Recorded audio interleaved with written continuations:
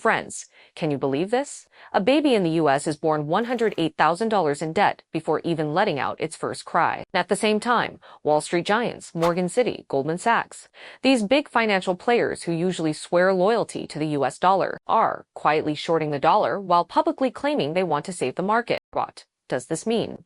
It means even the people who understand finance best in the US don't believe the dollar can hold up anymore. They're collectively betraying it. This isn't a movie plot. It's reality unfolding right now. You might find it unbelievable. Isn't the US dollar the world's strongest currency? The bedrock of global reserves. How could its own people be the first to flee? But the truth is just that absurd. The US dollar index has plummeted more than 10 percentage points this year, crashing all the way from its earlier high to 97.646. Don't underestimate those 10 points. Oh, they've made the US Congress so desperate that they even proposed the ridiculous 100-year zero-coupon bond. They're planning a century-scale default. Most ordinary folks might not get it yet, but Wall Street's smart money has already smelled the risk. Sooner than anyone, they know this giant ship is leaking. I'm Luna, here to translate macro trends into numbers in your bank account. Today's video is sensitive and might get taken down soon, but I'm still going to dissect the secrets behind this century's great betrayal for you. Why is Wall Street shorting the dollar? Who's directing this behind the scenes? Why? Is this the end of the dollar, or is the US playing a bigger game? Is Wall Street's betrayal accidental or a pre-planned escape route? How did we ordinary folks end up with $108,000 in debt out of nowhere? How do we fight back and protect our wallets? Today's video is packed with insights. Make sure you watch till the end, smash that like button, and hit the notification bell. We're starting now. A lot of people think everything happening in the market right now is just because of interest rate cuts, a weaker dollar, obviously gold going up normal. But friends, if you only see that, you're missing the big picture. Sure, rate cuts can weaken the dollar. That's basic economics. But the real drama started way earlier. What's happening today isn't just a regular monetary cycle. It's a full-blown reshuffle of the global wealth order. The real opportunity isn't in obsessing over tiny interest rate fluctuations. It's in understanding the tidal wave of wealth transfer happening right now. Fixie.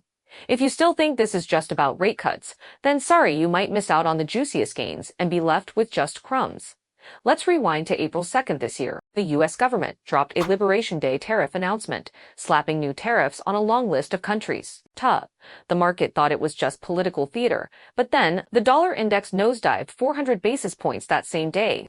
Everyone was stunned. What's wrong with the dollar? For years, no matter what happened globally, everyone's first move was buy dollars for safety. So why is the dollar now the first to get hit when trouble arises? Don't worry, let's kick things off with three numbers. First, $37 trillion. That's the current US national debt. Absolutely insane, right? Second, 130%. That's the debt to GDP ratio, $32.7 trillion this year. The US budget deficit will hit $1.9 trillion to 6.2% of GDP. And in 10 years, by 2033, that number will reach $2.70 trillion. So what does this mean? It means everything the US produces in a year, cars, crops, technology, all the money-making stuff combined isn't even enough to cover a fraction of this debt. $37 trillion in debt means every American owes $108,000 on average. Even crazier is how the US government spends money.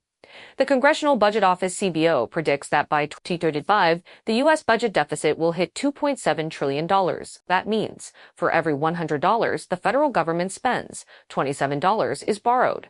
What kind of household operates like that? It's like your neighbor earning $100,000 a year, but owing $130,000, and still borrowing from you every day to buy luxury goods. How long can that last? Would you lend to them? Of course not. So this inevitably hurts the dollar and U.S. bonds. That's why a bunch of smart money saw it coming and got out early. Big banks like Goldman Sachs and Morgan Stanley, which used to cling to the dollar, started moving. So did foreign investors and central banks. China cut its U.S. Treasury holdings by about $25.7 billion, and Japan's private investors sold nearly $20 billion in foreign debt. Honestly, when I saw these numbers, my first thought was the 2022 UK financial crisis. Back then, the UK government went crazy with tax cuts. Investors saw a default coming, and the pound plummeted 20% in days, almost tanking the entire country, and that was with just £2.5 trillion in national debt, or $3.3665 trillion, not even a fraction of US debt. If that amount could trigger a crisis, what would happen if the $37 trillion US debt bomb explodes? The whole world might go down with it. Imagine this astronomical number. If you started throwing out $100 million every day from today, it would take you nearly 1,000 years to get rid of $37 trillion. But that's not even the scariest. Part interest is the real money monster. No wonder Trump is jumping up and down trying to push for rate cuts. Let's do a quick calculation. The U.S. pays $1 trillion in interest every year. That's $2.7 billion per day. Do you know what $2.7 billion can buy? 3 F-35 fighter jets. The U.S. paying interest every day is like dragging 3 F-35s to the town square, setting them on fire, and then bringing 3 more the next day to burn again. That's 90 jets a month, enough to arm a small country's air force in a year. This isn't paying interest, it's burning taxpayers. Money like paper. Doesn't that make you furious? The U.S. used to manage by robbing Peter to pay Paul, borrowing new money to pay old debts, just like loan sharks. Borrow from Zhang today to pay Li tomorrow, then borrow from Li to pay Wang the next day. But now, that game's over. Why? Because the X-date might be coming soon. The X-date is the day the U.S. government can't pay its bills in full and on time if Congress doesn't raise or suspend the debt ceiling. So when is this X-date coming? According to the latest report from the Bipartisan Policy Center. The X-date is most likely between mid-August and early October. The CBO's estimate is similar. Congress keeps dragging its feet. The X-date is right around the corner, and any deviation policy delays, falling revenue, or exploding spending could push this critical period even earlier. So what has Congress done? In July, they rushed through a bill raising the debt ceiling to $41.1 trillion. That pushed the so-called X-date back. But we all know this is just fooling themselves. The U.S. deficit is still exploding, and the debt snowball is still growing. So, even if they delay the X-date today, it'll come back tomorrow. Do you really think Congress doesn't get this? Of course they do. For us, ordinary folks, we only see delays, not real solutions. For the market, this back and forth means uncertainty, means turmoil. So, of course, capital is looking for new safe havens. Do you think that's the end? No. What's even deadlier is that 3 cracks have opened in the dollar's hegemony. The first is the backlash of financial weaponization. Let's be direct. The Trump administration's policies are accelerating the collapse of dollar credibility. We all know Trump loves waving the tariff stick. We talked about this in detail yesterday. He imposed 25% to 40% punitive tariffs on multiple countries, even threatening 50% to 100% tariffs on China. The goal was to protect us industries, but it accidentally lit the inflation fuse. Americans, 1-year inflation expectations soared to 5%, a 3-year high. This means even if Treasury yields hit 4%, investors actually lose 1% in purchasing power. When holding U.S. bonds not only doesn't make money, but loses it. Selling becomes the only rational choice. This is far from over. What comes next is even more mind-blowing, even laughable. I'm talking about the Trump administration's controversial Mar-a-Lago Agreement, the biggest catalyst for this betrayal, dubbed Bretton Woods 3.0. This plan aims to reshape the global monetary system through 3 strategies: trade wars, debt restructuring, and dollar devaluation. The most absurd move: swapping foreign-held U.S. debt with 100-year zero-coupon bonds, the current 2.5% inflation rate. $10 billion in 100 years would only have the purchasing power of $80 million today. That's like asking creditors like China and Japan to voluntarily give up 92% of their claims.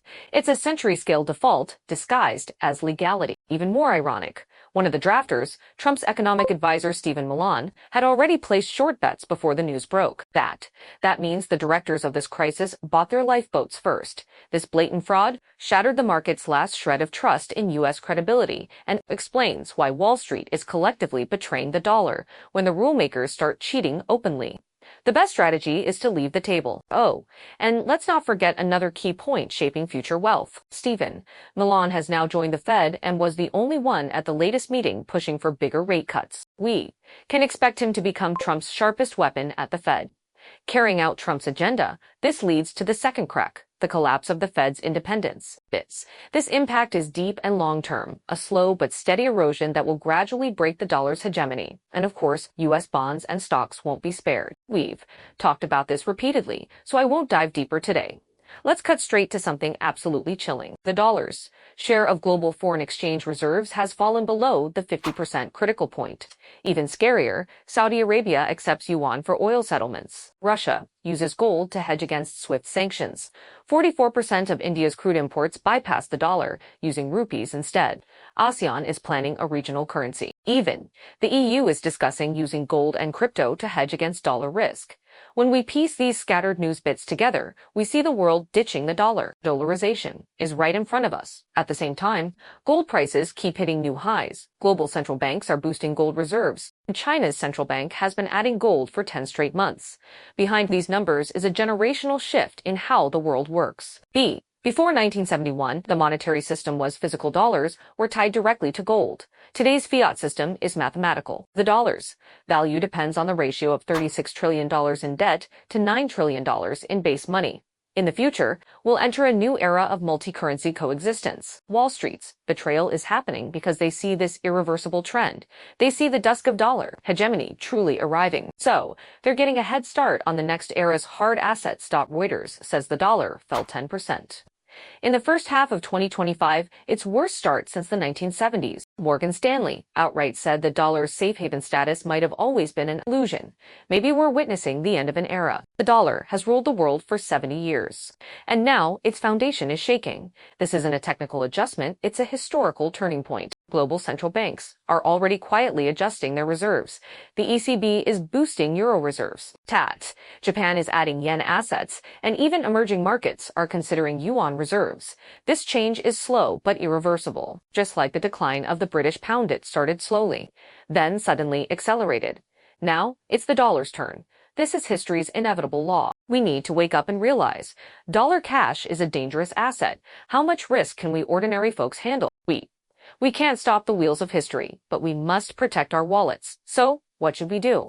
Under the double pressure of low rates and high inflation, holding dollar cash means your purchasing power keeps shrinking, so avoid holding large amounts of dollar cash as much as possible. Second, diversify your assets and reduce exposure to dollar-denominated investments.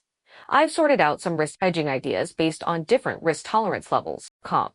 You gotta remember, this is about our wallets. If you have low risk tolerance, gold is still your top choice. Goldman Sachs predicts gold will hit $4,000, and Bank of America says it could reach $5,000. Don't be fooled by the current consolidation. It's going to keep rising. RMB assets are also worth watching. Overseas institutions are buying yuan bonds, and Jim Rogers is investing in Chinese assets. These are signs the yuan is becoming a key player in a multi-currency system. If you have higher risk tolerance, consider allocating some cryptocurrency. Cross-border e-commerce in Vietnam is starting to use USDC for settlements, and small businesses in Argentina are accepting stablecoin payments. These trends show digital currencies are becoming a supplementary system outside the dollar framework. Most importantly, don't believe the myth that the dollar will always be king. History has proven no currency can maintain hegemony forever. Diversification is the best risk management guide.